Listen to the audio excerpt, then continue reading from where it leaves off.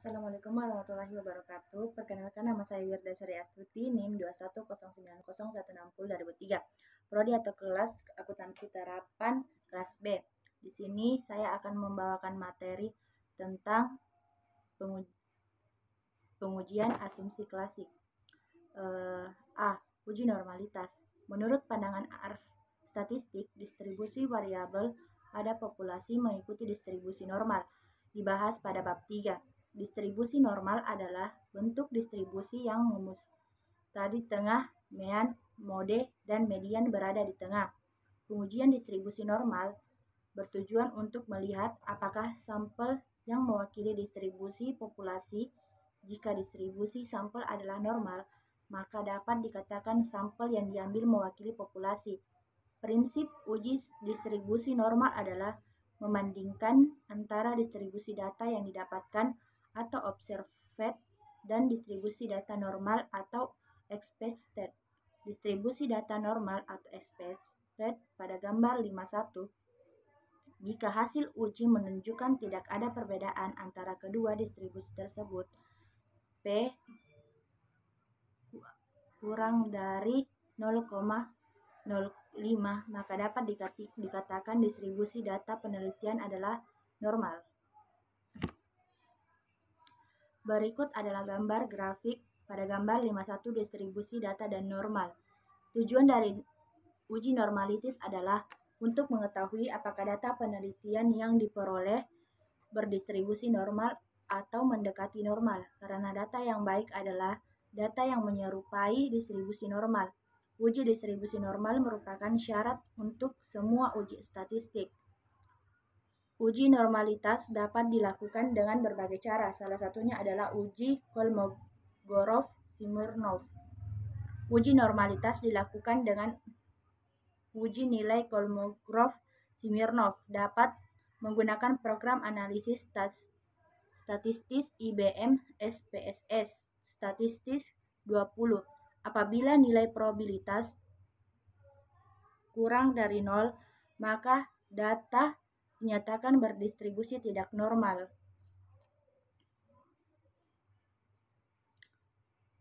Contoh soal. Sebuah penelitian dilakukan dengan tujuan untuk mengetahui apakah ada pengaruh kemampuan berpikir kreatif terhadap prestasi belajar siswa SD Sukacita, Kota Malang. Diperoleh data penelitian seperti yang ditampilkan pada tabel 51. Selanjutnya, yakni uji homogenitas, uji linearitas, uji autokorelasi, uji multikolinearitas, dan uji heteroskedasitas. Sebelum ada penelitian dianalisis dengan menggunakan regresi sederhana, maka data penelitian tersebut harus memenuhi pernyataan, yakni data berdistribusi normal. Artinya, uji normalitas beban digunakan untuk memastikan bahwa distribusi data variabel prediktor, variabel bebas, dan variabel kriterium adalah berdistribusi normal. Uji normalitas digunakan untuk mengetahui normal tidaknya data yang diperoleh. Berikut adalah contoh gambar pada contoh soal yang saya kasih. Uji normalitas dilakukan dengan uji nilai Kolmogorov-Smirnov dapat menggunakan program analisis statistik IBM SPSS statistis 20. Berikut ini merupakan output hasil ujian nilai Kolmogorov-Smirnov dengan menggunakan bantuan komputer program analisis IBM SPSS.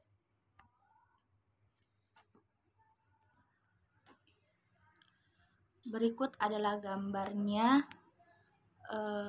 Hasil uji normalitas berdasarkan tabel Kolmogorov-Smirnov menunjukkan nilai probabilitas variabel kemampuan berpikir kreatif sebesar 0,924 dan variabel prestasi belajar siswa sebesar 0,515.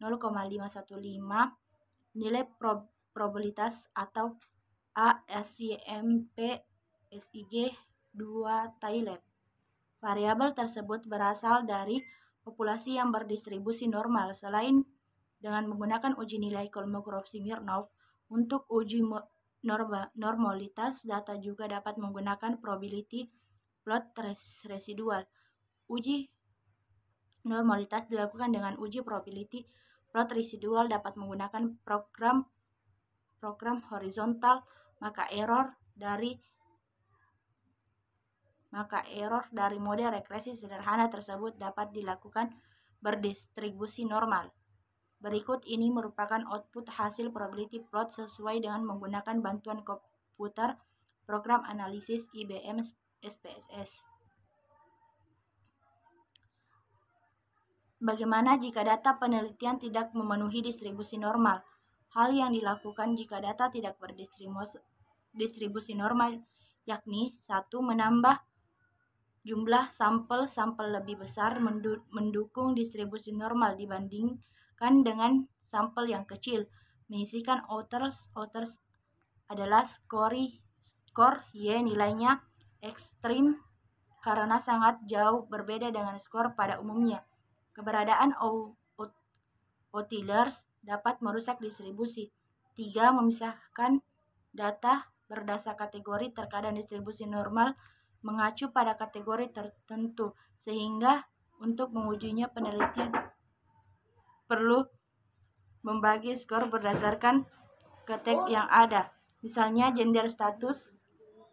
Dan 4 normalisasi data, transformasi data terkadang dalam ekspresi yang lain dan dapat menunjukkan distribusi normal. Ekspresi ini didapatkan dengan menformasikan data semisal kuadrat. B. Uji homogenitas. Uji homogenitas adalah digunakan untuk mengetahui bahwa data yang akan dianalisis variansinya relatif kecil. Uji homogenitas merupakan syarat untuk semua uji hipotesis perbedaan bertujuan untuk melihat kategori di dalam variabel memiliki variabel yang setara, aqua atau homogen. Caranya adalah membandingkan data empirik dengan data ideal berdasarkan contoh soal di atas. Dengan data penelitian seperti pada tabel 51, maka homogenitas dapat diasumsikan apabila indeks skor variabel kriterium Y untuk setiap skor tertentu variabel prediktor X selalu sama atau hampir sama. Artinya, varian kesalahan pada suatu nilai X adalah konstan. Uji homogenitas digunakan untuk mengetahui bahwa data yang akan dianalisis dengan regresi variansinya relatif kecil. Uji homogenitas penting karena merupakan asumsi dasar pengaruh dan perbandingan. Uji homogenitas dapat dilakukan dengan uji nilai homogeneity of variance tests menggunakan program analisis statistik IBM SPSS. Apabila nilai probabilitas 0,05, maka data dinyatakan tidak homogen. Selain itu, prosedur yang digunakan untuk melihat asumsi homogenitas yaitu dengan memeriksa indeks residu baku, standardized residual threshold. Dalam distribusi, indeks threshold menunjukkan besarnya rentangan standar deviasi atau penyimpangan data dari data-data kelompok. Semakin besar rentangan berarti skor itu semakin menjauhi rata-ratanya, yang di dalam distribusi tersebut terdapat sejumlah skor ekstrim yang berada di luar batas standar deviasi distribusi normal. Homogenitas diketahui dengan melihat gambar standardized. Gambar tersebut tidak membentuk titik yang skematis, maka data tersebut homogen. Berikut ini merupakan output hasil uji standardized scatterplot residual menggunakan bantuan komputer program analisis statistik. Berikut adalah contoh grafiknya. Variabel yang masuk ke dalam persamaan regresi datanya harus homogen. Hasil analisis regresi tergambar standardized scatterplot residual yang memberi indikasi bahwa variabel kemampuan berpikir kreatif X dan prestasi belajar siswa Y yang masuk ke dalam persamaan regresi adalah homogen. Karena gambar Standardized scatter plot residual dalam analisis regresi tidak membentuk titik-titik yang sistematis selain dengan menggunakan standardized scatter plot residual. Uji homogenitas juga dapat dilakukan dengan uji Bartlett dan uji nilai CHI square X dengan memperhatikan persamaan garis lurus dari kelompok setiap variabel homogen. Sebaiknya apabila kurang hitung, maka data dinyatakan tidak homogen dengan menggunakan interval kepercayaan 0,05.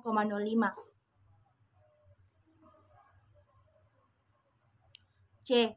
Uji linearitas. Sebagai besar rumus statistika menghendaki adanya hubungan antar variabel mengikuti garis linear. Hubungan linear adalah hubungan yang menunjukkan peningkatan skor satu variabel diikuti dengan peningkatan variabel lainnya, atau sebaliknya. Hubungan linear dapat bersifat positif atau negatif. Uji linearitas merupakan syarat untuk semua uji hipotetis hubungan, bertujuan untuk melihat apakah hubungan dua variabel membentuk garis lurus atau linear. Caranya dengan membandingkan data empirik dengan data ideal. Prinsip uji linearitas adalah melihat apakah penyimpangan garis hubungan antar data memenuhi atau mendekati garis linear. Uji linearitas digunakan untuk menggunakan linear tidaknya hubungan antar masing-masing variabel penelitian. Untuk menguji linearitas tersebut dapat menggunakan scatter diagram dan garis Bedford yang diperoleh dengan bantuan program analisis statistik IBM SPSS Statistics 20. Berikut ini merupakan output hasil uji linearitas menggunakan bantuan komputer program analisis statistik IBM SPSS Statistics 20. Berikut adalah contoh gambarnya. D. Uji autokorelasi. Autokorelasi artinya adanya korelasi antara anggota serangkaian observasi yang diurutkan menurut waktu atau seperti dalam data deretan waktu, atau ruang seperti dalam data cross-seksional. Konsekuensi dari adanya autokorelasi khususnya dalam model regresi adalah model regresi yang dihasilkan tidak dapat digunakan untuk menaksir nilai variabel kriterium atau variabel dependen pada nilai variabel prediktor atau variabel independen tertentu. Untuk mendeteksi adanya autokorelasi dalam waktu model regresi dapat dilakukan melalui pengujian terhadap nilai uji Durbin-Watson. Kriteria pengujian Durbin-Watson menurut Karim dan Hadi 2007.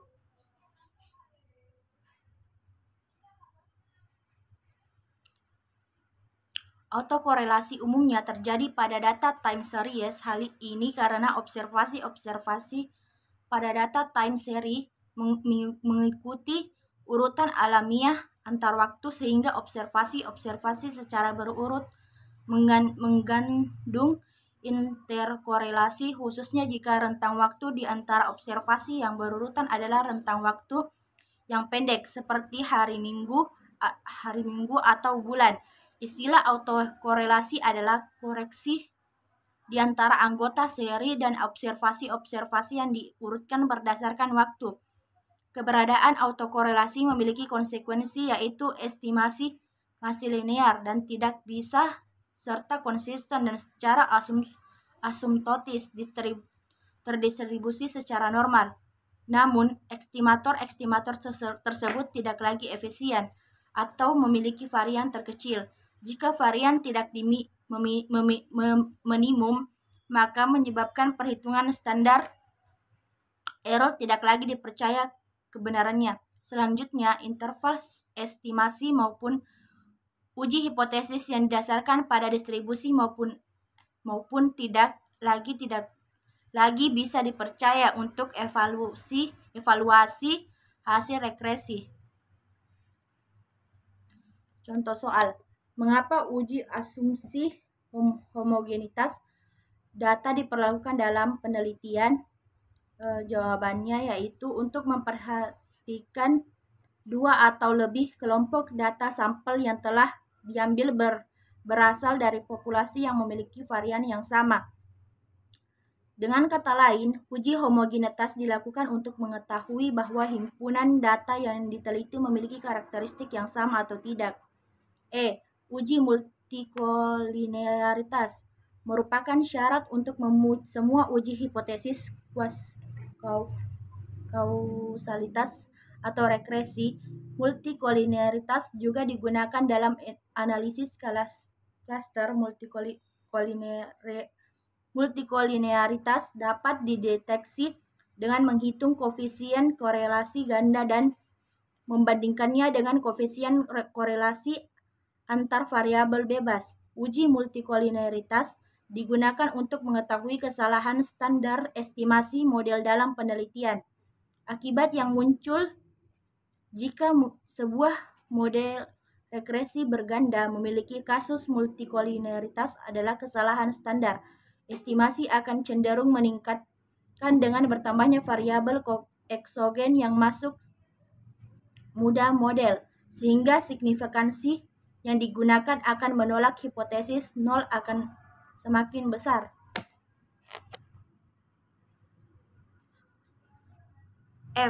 Uji heterogeneous statistic Scalding mengemukakan heterodacity is perhaps most often considered in case of linear regression through the origin, although that is by no means the limitation of its usefulness. Heterogeneisitas artinya variabel dalam model tidak sama. Konsekuensi heterogeneisitas dalam model regresi menurut Karim dan Hadi 2007 adalah penaksir atau estimator yang diperoleh tidak efisien, baik dalam sampel kecil maupun dalam sampel besar. Salah satu cara yang dapat digunakan untuk melihat adanya kasus heterogeneisitas adalah dengan memerintahkan plot dari sebaran residual dan variabel yang diprediksi. Jika sebaran titik-titik dalam plot tidak menunjukkan adanya suatu pola tertentu, maka dapat dikatakan bahwa model terbebas dari asumsi heterogeneisitas. Berdasarkan gambar sketplot, dapat diketahui bahwa sebaran residual atau z dan variabel yang diprediksi, yakni sebaran titik-titik dalam plot, tidak menunjukkan adanya suatu plot tertentu, maka dapat dikatakan bahwa model terbebas dari asumsi heterogeneisitas. Terima kasih. Itulah pemaparan materi saya. Mohon dimaafkan jika ada kesalahan. Wassalamualaikum warahmatullahi wabarakatuh.